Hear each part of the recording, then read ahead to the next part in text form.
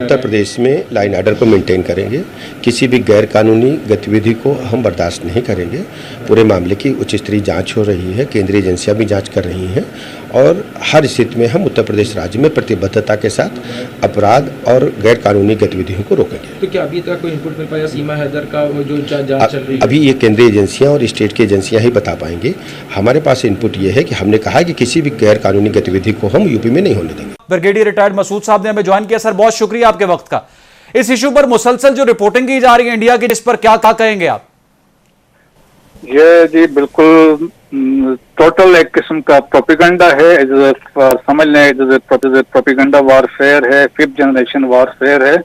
और ये कहानी आप जिस तरह आपने बताया कि ये 2 महीने से ये कहानी चल रही थी और देखें ना एक्सक्लूसिवली का देखा जाए तो ये टोटली पहले गई थी, टोटल ये मोहब्बत वाली कहानी थी।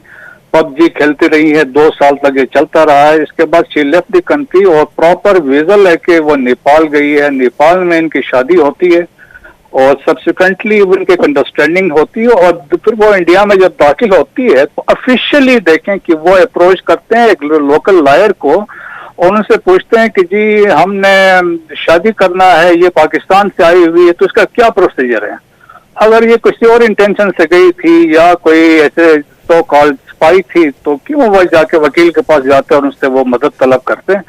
टोटली ये एक गेम है, एक प्रोपेगेंडा वॉरफेयर है और जिसमें वो इंटेंशन बिल्कुल क्लियर है। They want to malign Pakistan की, पाकिस्तान की तरफ से आई है।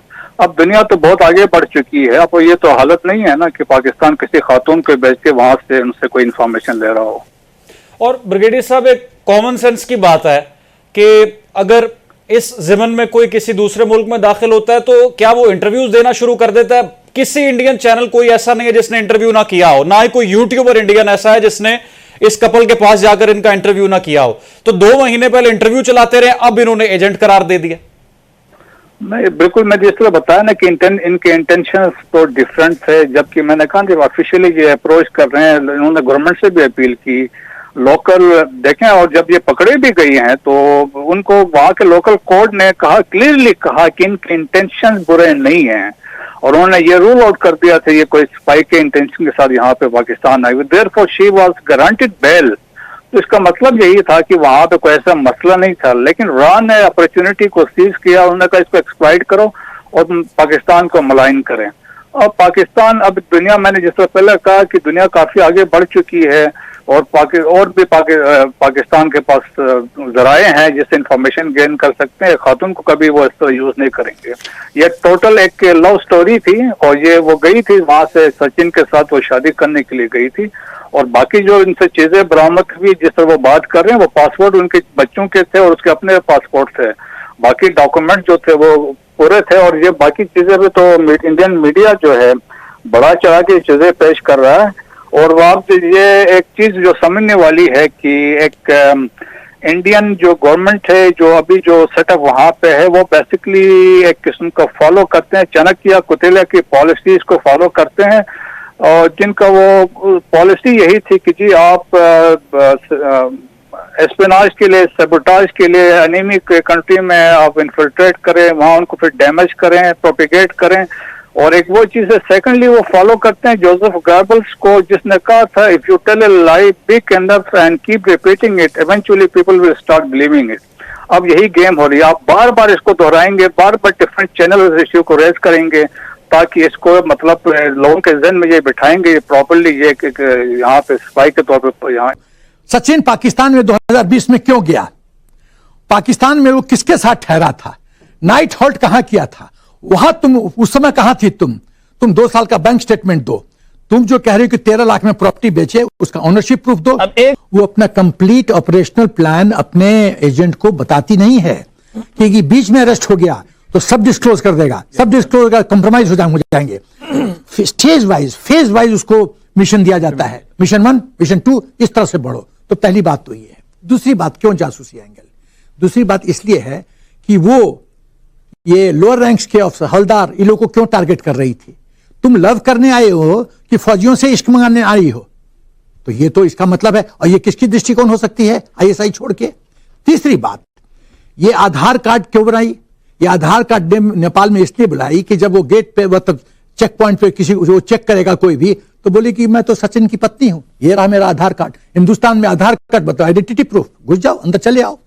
तो ये सब कुछ जो हुआ, एक चीज बताओ यार झा जी, कि जिस षड्यंत्र से ये अंदर आई है वो इतने सवाल पैदा करता है। मेरे पास 25 क्वेश्चंस हैं, 25 क्वेश्चंस हैं। ये क्वेश्चन अलग हैं, 10 क्वेश्चन जो पुलिस ने और लोगों ने पूछा उसके अलावा ये 25 क्वेश्चन मेरे अपने बनाए हुए हैं। तो ये प्रश्न तो इतने एग्जॉस्टिव हैं कि शक तो पैदा होगा ही। लड़की कहती है मैं 5th क्लास पास हूं, किस धड़ल्ले से अंग्रेजी बोलती है, किस धड़ल्ले से यूपी का डायलेक्ट बोलती है। मैं उत्तर प्रदेश में 1998 से आ रहा हूं, मैं तो यूपी डायलेक्ट आता नहीं, मैं बिहार का हूं, मैं अपना मैथिली आता है, हिंदी आता, अंग्रेजी आता है, दैट्स ऑल। एनडीए मैंने पर्शियन पढ़ा था तो पर्शियन थोड़ा सा आता है, दैट्स ऑल। यूपी का डायलेक्ट तो नहीं आता। ये यूपी डायलेक्ट बोल रही है, अंग्रेजी बोल रही है। फौज में हम लोग को सिखाया जाता है, एक होता है कंसंट्रेशन एरिया, एक होता है फर्म बेस एंड अटैक, ठीक है। कंसंट्रेशन में वो लॉजिस्टिक सपोर्ट बेस है, फर्म बेस वो होता है कि यदि हमारा अटैक फेल हो तो हम अपने फर्म बेस पे वापस आ जाएं। ये फर्म बेस था, ये फर्म बेस था, फर्म बेस पहले सिक्योर की। और वही नहीं, ये जरूरी नहीं है कि खाली डिफेंस उसके टारगेट पे होगा, आतंकवाद हो सकता है, वीवीआईपी टारगेट्स हो सकते हैं। आप एक टॉप पॉलिटिशियन को मार दो, हंगामा हो जाएगा इस देश में, एक एंगल थोड़ी है। इसका मतलब है कि पूरा परिवार बिक चुका है, सचिन का परिवार बिक चुका है। आईबी का रिपोर्ट है कि ये बहुत ही गंभीर स्थिति है और जिस तरह से ये औरत हिंदुस्तान में आई है वो बहुत बड़ी चिंता के विषय है। ये आईबी का रिपोर्ट है। आईबी ये भी कहता है कि ये आईएसआई एजेंट नहीं है, ये आईबी कहता है, क्योंकि आईएसआई ऐसे ऑपरेट नहीं करेगी। आईबी ने जो कहा है वो मैंने आपको बोल दिया। इसके अलावा माफी चाहूंगा, आईबी को मैं बहुत सम्मान करता हूं, so no comments hereafter. एक औरत आती है अचानक, सचिन के घर में इतना भव्य स्वागत होता है। आप बताइए ओंकार जी, आपके रिश्तों में आपके मान लो कोई लड़का का शादी किसी और परिवार की लड़की के साथ हो रहा है और ऐसे परिवार आप लोग लड़की देखने जाते हो, वहां से निकलते हो तो क्या पूरा परिवार बोल देता है हाँ ये शादी मंजूर है, शादी मंजूर, ऐसा होता है क्या? कोई मामा बोलेगा नहीं उसका नाक थोड़ा सा ऐसा नहीं है, अब बाल उतना अच्छा नहीं लगा देखने में, थोड़ी सांवली सी है, अरे उतना हाइट अच्छा नहीं है, वो किंतु परंतु शुरू हो जाता है। और एक औरत दुश्मन देश से आती है, उसको पूरा परिवार स्वीकार कर लेता है और आरती दिखाई जाती है और कहा जाता है कि सचिन तो इतिहास बना दिया उसने, सचिन ने प्यार के क्षेत्र में।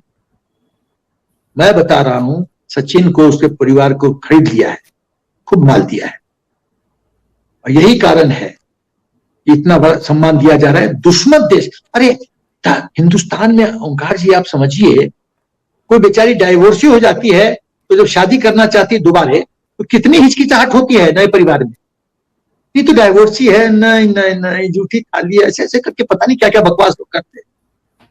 उस बेचारी का तो जीना हराम हो जाता है। यदि उसका एक बच्चा हो और बच्चा लेके आना चाहे तब तो सोचिए उसकी परेशानी और बढ़ जाती है। और ये औरत 4 बच्चे लेके आती है तो उसका स्वागत किया जाता है, आरती उतारी जाती है, ऐसा लगता है कि माउंट एवरेस्ट पे ही लोग परिवार ने विजय हासिल कर ली है।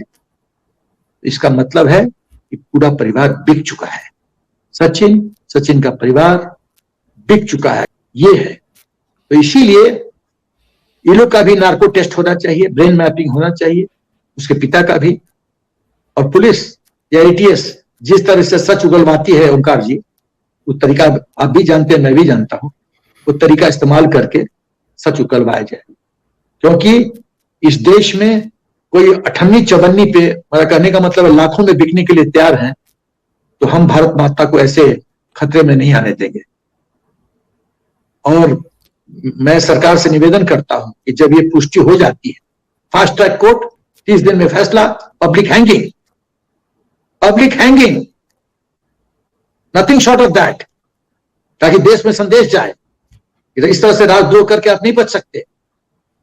लाखों में भारत माता को खतरे की डोरी पर नहीं खड़ा कर सकते ये लोग, राजद्रोही लोग ये। तो इसीलिए मैं कन्विंस्ड हूं आईबी और रॉ हैं वो हमारे बहुत बड़े एसेट हैं, उनके बारे में बहुत सोच समझ के टिप्पणी करनी चाहिए, क्योंकि एक गोपनीय संस्था गोपनीय तरीके से काम करती है और उसका अपना तौर तरीका है काम करने का, और राष्ट्रहित में तो उसको काम करना ही पड़ता है।